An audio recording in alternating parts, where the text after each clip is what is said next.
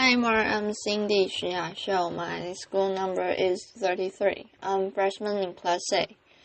I'm going to read something, Sunitha, Krishnan, the fight against sex slavery. I'm talking to you about the worst form of human rights violation, the third largest organized crime, a 10 billion industry. I'm talking to you about modern-day slavery. I'd like to tell you the story of these three children, Pranitha, Shanhin, and Anjali. Pranitha's mother was a woman in prostitution, a prostitute person. She got infected with HIV, and towards the end of her life when she was in the final stages of AIDS, she could not prostitute, so she sold 4-year-old Pranitha to a broker. By the time we got information, we reached there. Pranitha was already raped by 3 men. Shanhin's background I don't even know. We found her in a railway track wrecked by many men. I don't know many, but the indication of blood on her body was that her intestine was outside her body. And when we took her to the hospital, she needed 32 stitches to put back her intestine into her body. We still don't know who her parents are, who she is. All that we know that hundreds of men had used her brutally. Anjali's father, a drunkard, sold his child for pornography.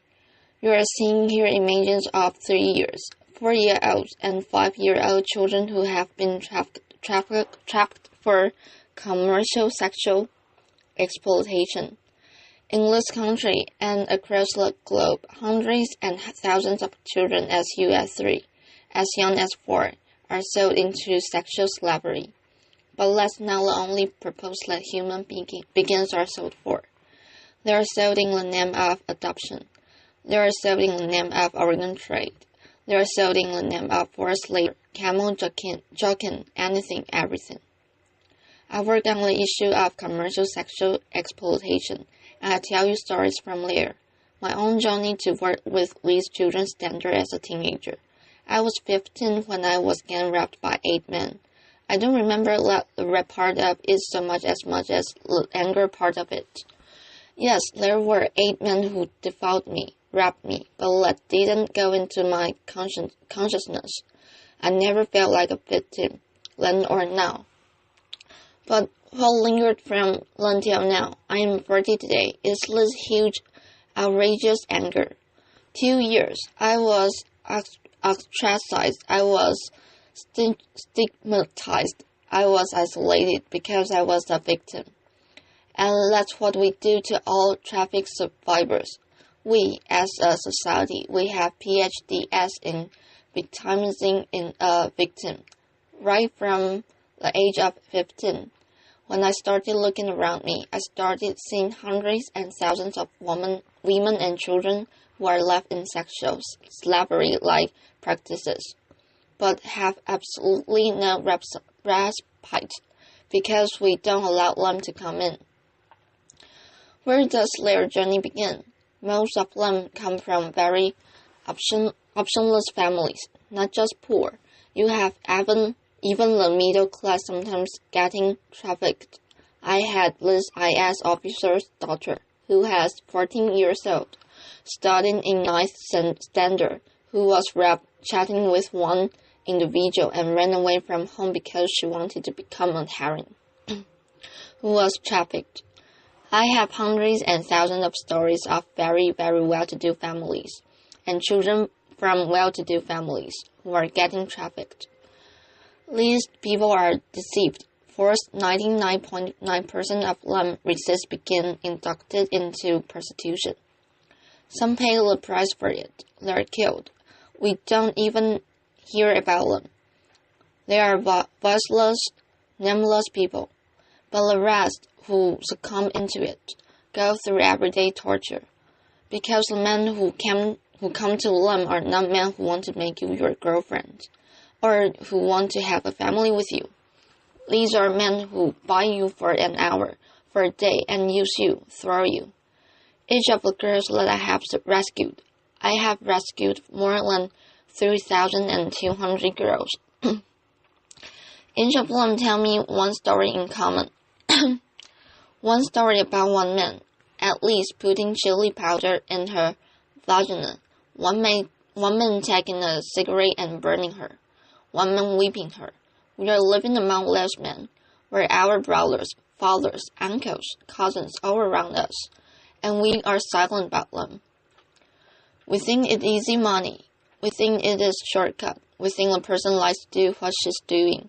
But extra bonuses that she gets is virus infections, sexually transmitted infections, HIV, AIDS, syphilis, gonorrhea, you name it, substance abuse, drugs, everything under the sun. And one day she gives up on you and me because we have no options for her.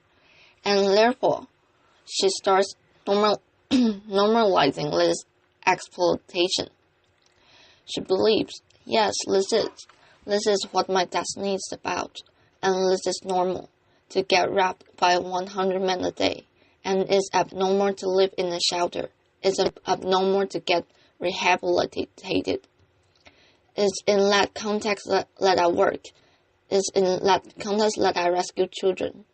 I've rescued children as young as 3 years, and I've rescued women as old as 40 years. When I rescued them, one of the biggest challenges I had was where do I begin? Because I had lots of them who were already HIV infected. 1/3 of the people I rescued are HIV positive. And therefore my challenge was to understand how can I get out the power from this pain. And for me, that was my greatest experience.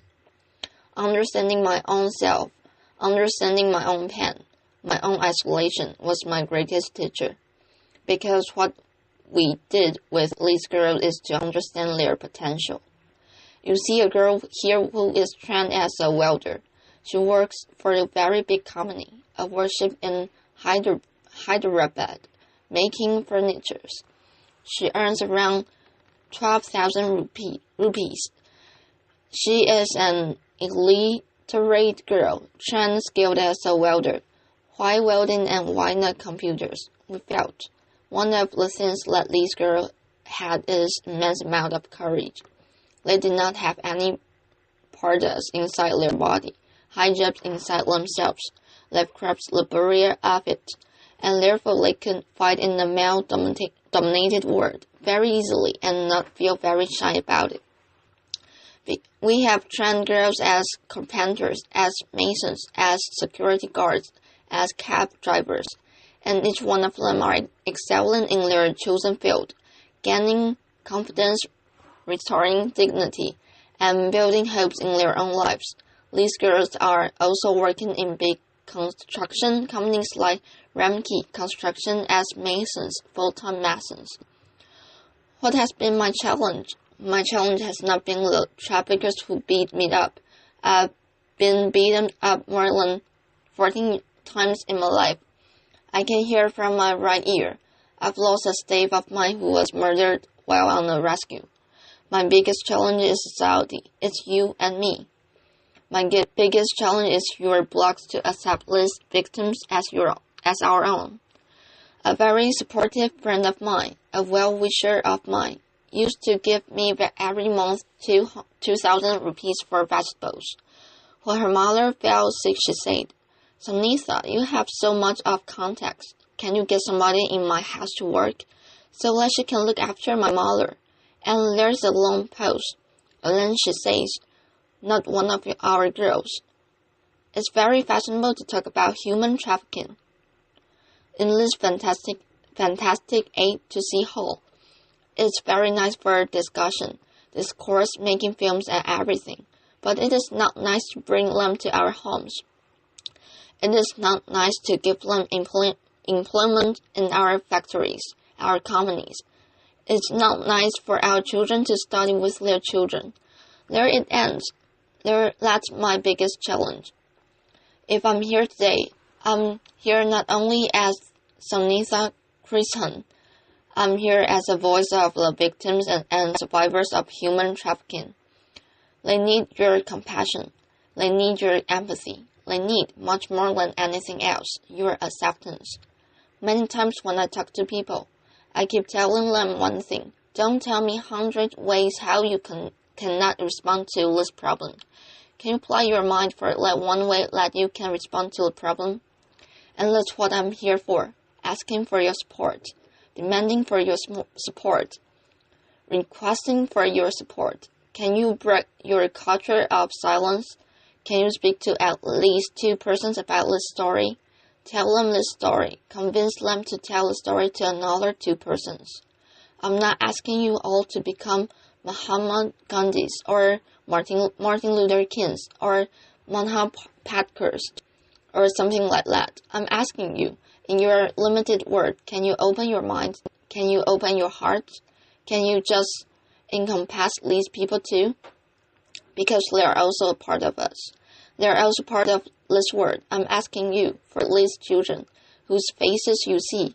They are no more. They died for AIDS last year. I'm asking you to help them, accept as human beings, not as philanthropy, not as charity, but as human beings who deserve all our support. I'm asking you this because no child, no human being deserves what these children have gone through. Thank you.